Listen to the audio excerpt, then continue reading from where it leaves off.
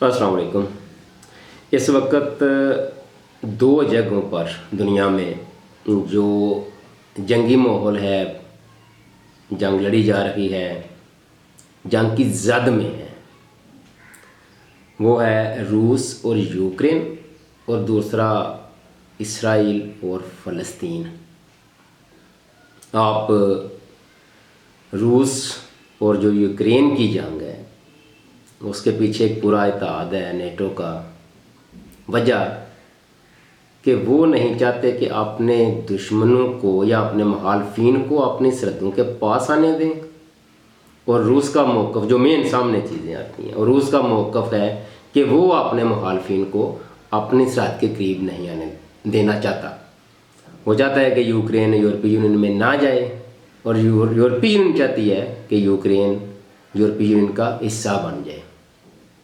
ये मेन उसका पॉइंट है। और दोनों बुनियादी तौर पर अपने आप को एक दूसरे की सरहदों से दूर रखना चाहते हैं। नतीजा जो भी निकले, कोई जाना चाहे यूरोपीय यूनियन में ना जाए, उसका हिस्सा बन पाए या ना बन पाए, इस जंग का क्या रिजल्ट निकलता है, जैसा भी हो, कोई एक तो होना है ना। अब किसी ना किसी का हमसाया तो बनना है ना। तो ये बुनियादी तौर पर जो ज़ाहिर नज़र आने वाली चीज़ है ना, वो इतनी सादा नहीं है। कहीं ऐसा तो नहीं कि दुनिया के बड़े आपस के मफादात की खातिर कमज़ोर और अपने से जो कम हुजूम के ममालिक हैं उनको दबा के रखना चाहते हों, या ये चाहते ही ना हों कि दुनिया में ताकत का तवाज़ुन उनके हाथ से निकल कर किसी और जगह चला जाए। ये अवाम की सोचने वाली, और अवाम इस पर रद्द अमल कैसा देती है, लोग किस तरह सोचते हैं। बहरहाल मेरी यही राय है कि जो दुनिया की ताकतवर हस्तियां हैं इस दुनिया में, जो ममालिक ताकतवर हैं, वो नहीं चाहते कि ताकत का तवाज़ुन उनके हाथ से निकलकर कहीं और चला जाए। बाकी किसी के देखें हमसाये होने ना होने से कोई फ़र्क नहीं पड़ता। फ़र्क सिर्फ इतना ही पड़ता है कि आप वो फ्रेंड्स जिस तरह है ना, वो आप हमसाये के हमसाये हो जाएंगे। तो ये ऐसा इशू है नहीं जो अखबारात में सामने नज़र आता है, वो चाहे यूरोप की अखबारें हों या इधर एशिया की हों। जबकि इसराइल और फ़लस्तीन वाला जो मामला है, ये तो खालिस्तान, इसके पीछे आपको मजहबी जड़ें नज़र आएंगी। इसके अलावा दुनियावी लिहाज से इसका और कोई पस मंज़र आपको कम ही नज़र आएगा।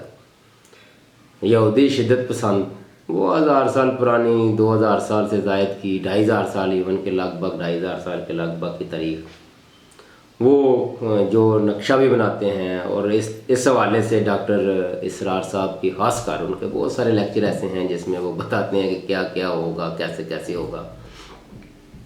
अब बदकिस्मती देख लें कि 20-25 साल पुराने लेक्चर हैं डॉक्टर साहब के, डॉक्टर इसरार अहमद साहब के, कि वो कह रहे हैं कि ऐसे ऐसे ऐसे होगा। और आप वक्त के गुजरने के साथ साथ देख लें कि ऐसे वो हो भी रहा है, लेकिन है किसी की जुर्रत रोकने की। वो ऐसी है जैसे किसी को पहले कहा जाए कि ऐसा होगा तो वो बंदा अगला दिन ही तौर पर तैयार हो जाए, या नफसियाती तौर पर वो अपने आप को थोड़ा डिग्रेड कर ले के बस उसको पता है कि बस यार ऐसे ही होना है, क्योंकि ये हदीस में आ चुका है, ये कुरान में आ चुका है। आप जैसे भी इंटरप्रिटेशन करके इसको समझ लें। ज़रूरी नहीं कि जैसा कहा जा चुका है वैसा ही हो। कहीं ऐसा तो नहीं। इन मामलात में रवायात और मनगढ़ंत बातों को अपने नबी के साथ मंसूब करके हमें ज़हनी तौर पर मफलूज कर दिया गया हो, ये सोचने वाली बात है। इसमें जो मजहबी इसमें रंग है, उस वाले से इस पर आप ज़रूर सोचिएगा। बाकी रही बात इसराइल और फ़लस्तीन के मामले की, तो इसराइल बुनियादी तौर पर जो हम अक्सर देखते हैं ना, वो छोटी सी पट्टी या लाइन है, वो नहीं है।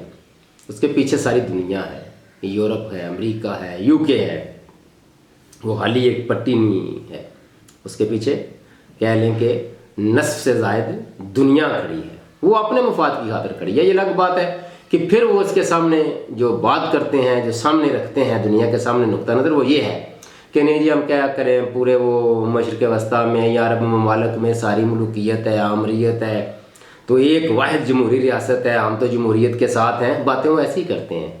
جمہوریت کے حق میں، حالانکہ عرب ممالک میں جہاں کہیں اگر وامی زور وامی طاقت کے ساتھ کوئی سامنے آیا یا اس نے وہاں کی ملوکیت آمریت اور جو خاندانی حکومتیں ہیں ان کو چیلنج کیا تو یہی طاقتیں اس کے خلاف ہوگی، اور جو برسر اقتدار اور قابض طاقتیں ہیں ان کو سپورٹ کی، کیونکہ ان کو وہی یہ ان کے حق میں جاتی ہے بات۔ وہاں عوامی حکومتوں کا یہ جو رونا روتے ہیں یہ صرف مگرمچھ کے آنسو ہیں دکھانے کی اور ہیں، اور یہ اس کا تعلق نہ کوئی جمہوری طاقتوں یا جمہوری قوتوں یا انسانی حقوق کے حوالوں سے اس میں کچھ بھی نہیں ہے۔ اگر آپ کو یاد ہو تو ڈونلڈ ٹرمپ جب امریکن صدر تھے تو انہوں نے انسانی حقوق کے حوالے سے جو رپورٹ پیش کی کہ ان کے متعلق تو انہیں جاتی دفعہ وہ سارا کچھ کٹھا چٹا کھول کر رکھ دیا دنیا کے سامنے کہ یہ بہت بڑا فراڈ ہے، اور کیسے طاقتور ممالک اور خاص کر امریکہ انسانی حقوق اور عورتوں کے حقوق کے حوالے سے بالخصوص یہ صرف بلیک میل کرتے ہیں۔ ان کا اس کے پیچھے کوئی ایسا مائنڈ سیٹ نہیں ہوتا کہ وہاں کے ممالک میں جمہوریت فروغ پائے یا انسانی حقوق بہتر ہوں، ایسا بالکل نہیں ہے۔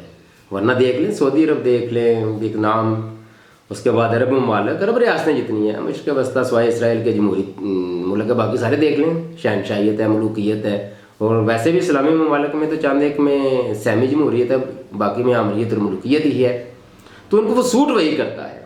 اب پاکستان میں جو کچھ ہو رہا ہے اس وقت، ظاہر ہے امریکہ سامنے کیا کہتا ہے کہ پاکستان کے انتخابات پر ہماری نظر ہے، وہ کہنے کو یہی کہیں گے، مگر جو اس وقت دو جنگیں دنیا میں چل رہی ہیں، روس یوکرین اور اسرائیل اور فلسطین، یا عربوں کی کیا لیں، دوسری طرف سارے خیر وہ ہے تو نہیں فریق ہے تو بیچارے فلسطینی ہیں، ان کو وہاں سپورٹ کرنے کے لیے امریکہ کو جمہوری حکومتیں سوٹ ہی نہیں کرتی، نہ طاقتور ممالک کو، نہ یورپ کو یہ سوٹ ہی نہیں کرتا کہ کسی مسلمان ملک میں جمہوری حکومتیں ہوں، کیونکہ سارے مسلم ممالک میں جو عوام کا مائنڈ سیٹ ہے وہ اینٹی امریکہ، اینٹی یورپ اور اینٹی یو کے، مطلب کہہ لیں کہ وہ جو مسلمان کے مخالف ہیں عوام ان کے سخت خلاف سوچتی ہے۔ یہ الگ بات ہے کہ سارے امریکہ اور یو کے کا ویزا لینے کے لیے تیار بیٹھے ہوتے ہیں،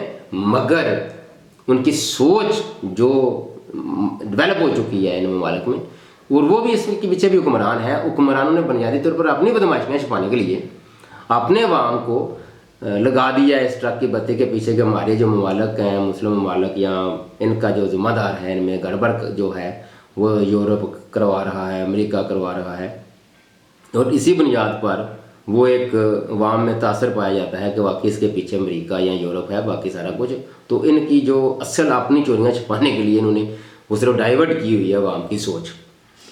تو میرا خیال ہے کہ جو پاکستان میں اس وقت ہو رہا ہے وہ اس کے پیچھے بھی یہی وجہ ہے کہ یہ دنیا جو اس وقت ارد گرد کے حالات جو جنگوں میں ملوث ہیں ان کو سپورٹ لینے کے لیے پاکستان میں انتہائی کمزور حکومت یا سیدھی اسٹیبلشمنٹ کی حکومت یہی سوٹ کرتی ہے۔